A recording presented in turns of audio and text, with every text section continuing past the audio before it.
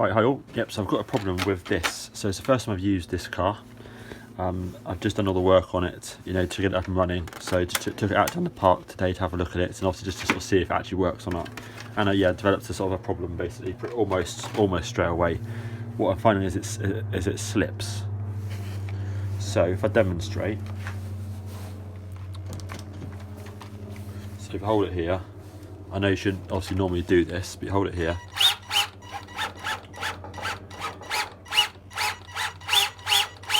Okay, that probably gets a picture on that. So you can see, obviously it's slipping on here. So when it goes on the ground, obviously it'll take off, but it'll go, you know, probably a quarter of the speed that it should do. Obviously the motor's spinning like it should do, but it won't go very fast.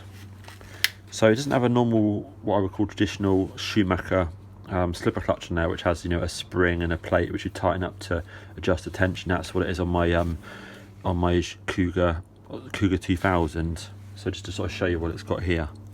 So I couldn't find a manual for this particular car. I found one for a ProCat XLS or something it was, which was obviously very similar, but didn't have this particular one on here. So just to sort of show you, that's that. When I got down there, you know, so when I first tried this yesterday, because yesterday is the first time, you know, when the bits and pieces arrived, like the steering arrived for it, and the new spur gear and pinion arrived for it. So yesterday was the first time I tried it, you know, and when I obviously revved it yesterday, all the wheels were going in the same direction. So I realised that the previous owner had tightened up the differential. So I found a manual, and so you put an Allen key in here to hold the screw, and then you tighten or loosen the differential on this. So what I've done is obviously I've loosened it a bit. So now it does that. So that's cool. The front end has a one-way roller system on it. So obviously only when you rotate it that way does the diff work. So I also loosened off that diff as well, because when I was rotating it backwards, like this tyre here backwards, this one here was also going backwards as well. So now it has a differential. But yeah, this slipper part here is the key part. So I don't know if it's because I need to adjust the tension on the belts here.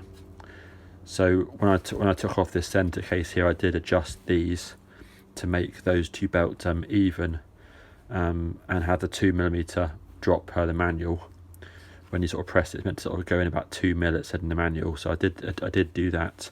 But yeah, it's definitely something to do with, I'm not sure what the situation is, but obviously I'm gonna look into it now. This is my first try, but I thought I'd film it for YouTube, put it on the Schumacher and the vintage forum, and see if anyone can just sort of advise me anything on that. Other problem developed is this wheel here actually came loose. So when you actually tighten up this Allen key here, it just does not tighten up. Obviously it pulls the wheel on, and then it just basically keeps spinning. So I'm going to take the hub off and see if it's just missing. Oh, actually, yeah, that's good. Actually, I can clearly see now. It's literally missing the bolt. So the nut goes in there.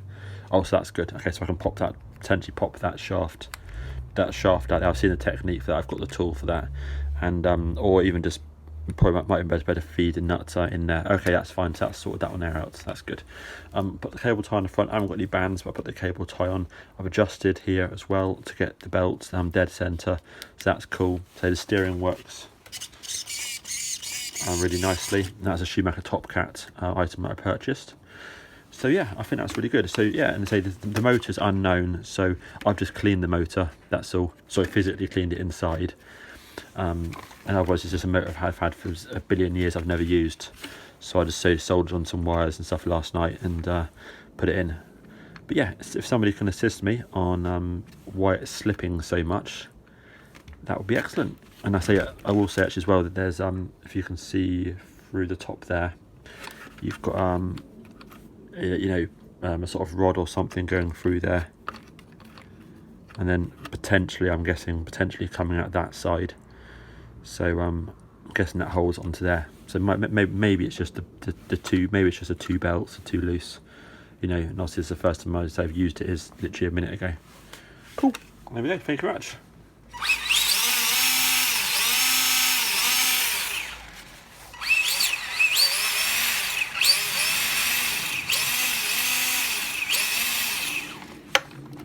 quick one on the ground.